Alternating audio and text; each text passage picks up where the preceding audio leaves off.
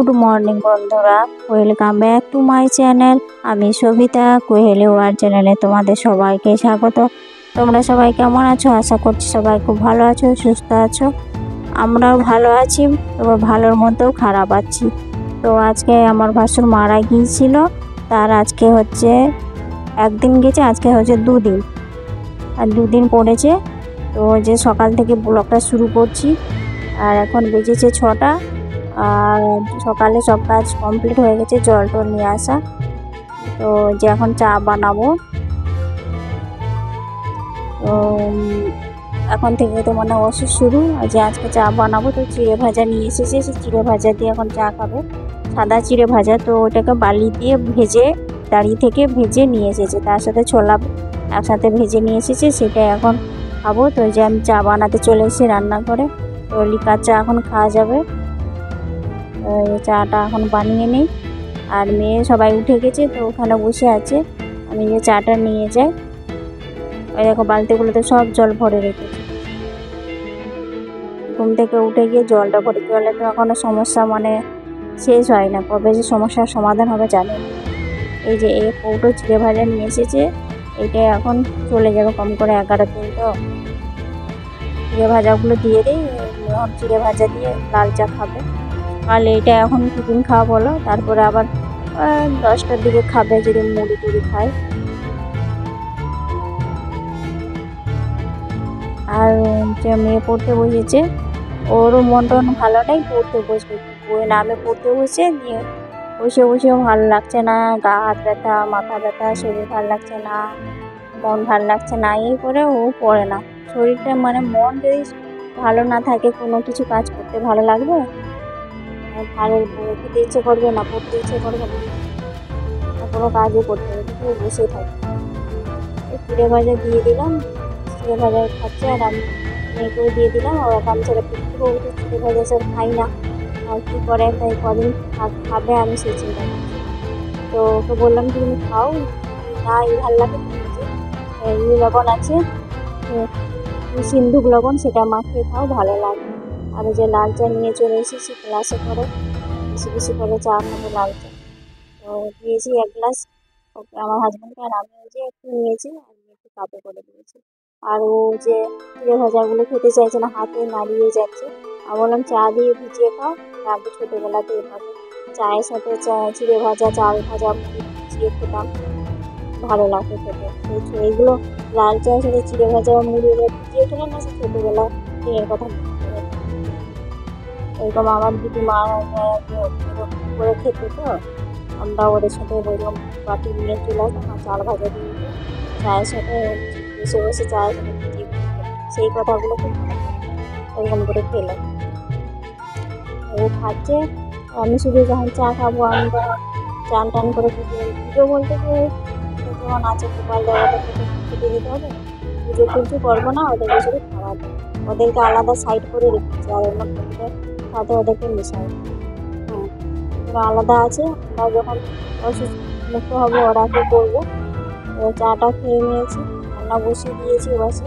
আর এই দেখো হনুমান চলে এসেছে, হনুমান বলবো না, বাঁদর খেতে চলেছে। আজকে তো আমাদের একবার ফোনেই চলে এসেছে না, ওই দুটো এসেছে। আমি আমগুলো দিয়ে দিলাম, একটা আম খাচ্ছিল, আর একটাতে ওই আম গাছের গোড়া চলেছে। আমার মেয়ে বলছে লাগাও লাগাও গেট, না হলে ঘর ঢুকে। আর ওখানে বসে বসে ওখানে আম খাচ্ছে, আর এখানে ওই টগর ফুলের গাছের গোড়ায় বসে আছে।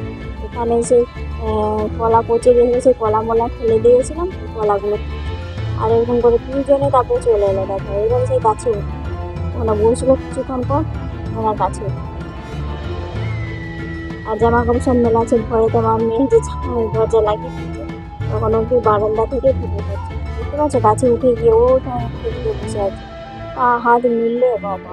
আরেকজন উপর দিকে উঠে গেল, আরেকটা নিচে কিন্তু বসে আছে, ওই উপর ডালে চলে গেছে, বুঝতে পারছো। আর এই যে লম্বা লেজ তুলছে, বুঝতে পারছো তোমরা, এই যে লম্বা লেজ তুলছে, এইবার লেজ তুলবে লড়া, লম্বা করে লেজ তুলে আছে। বসে বসে আরাম করে অনেকক্ষণ ধরেই বসেই রয়েছে। তারপরে অনেকক্ষণ ধরে বসে রয়েছে বলে তখন আম পড়লো, আমার হাজব্যান্ড উঠে গেল আম কুড়াতে।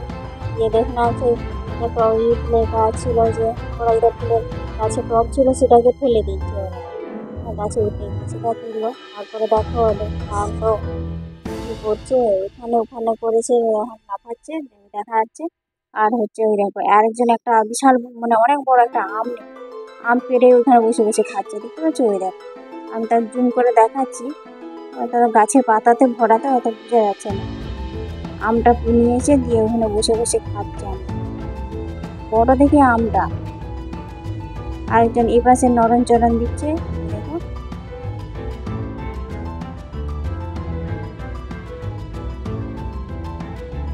আম অতদিন আসেনি, আবার এদিকে দেখো চলে আসছে, এই যে লম্বালি চুলি অতদিন আসেনি, যেই আম শেষ হয়ে যাচ্ছে গাছে তখন এসছে বান্দরগুলো আম খেতে।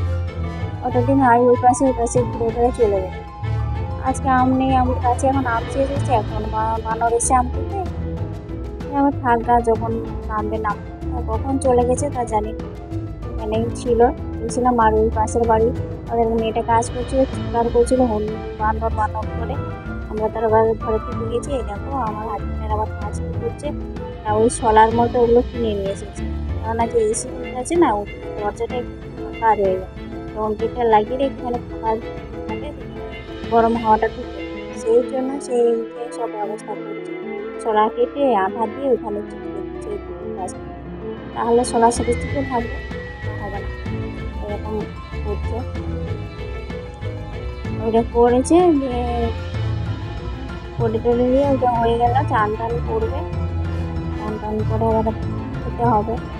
যার খাবে ওই সেদ্ধ ভাত আর হয়ে গেছে, সুস্থ করেছি সেদ্ধ আর এবার ভাত করে তো আর কিছু কাজ নেই, সারাদিন খা বসা এই করে না, শরীরটাও ভালো লাগছে না, কোনো কাজ করতে ইচ্ছে করছে না।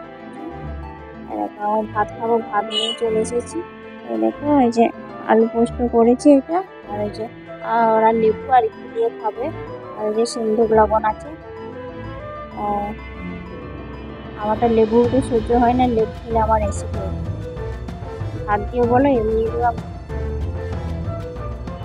তো আমি ওই আলু পোস্ত দিয়েই একটুখানি ভাত খেতে হবে, আর এরকম খেয়ে নেবো একটুখানি।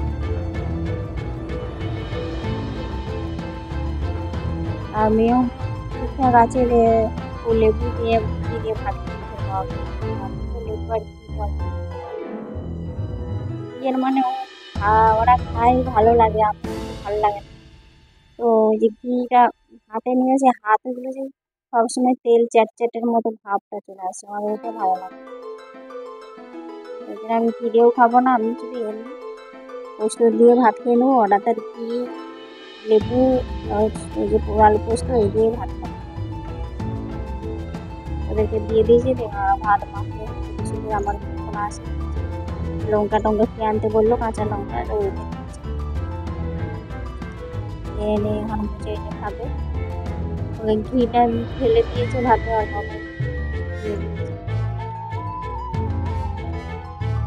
আর এখন আমাদেরকে চেহারা দেখে মনে কি অবস্থা, ফুসকো ফুসকো, আবার এখন চেনাই যাবে না। আর এই সময় আবার শরীরটাও খারাপ হয়ে এবারে চেহারা খারাপ,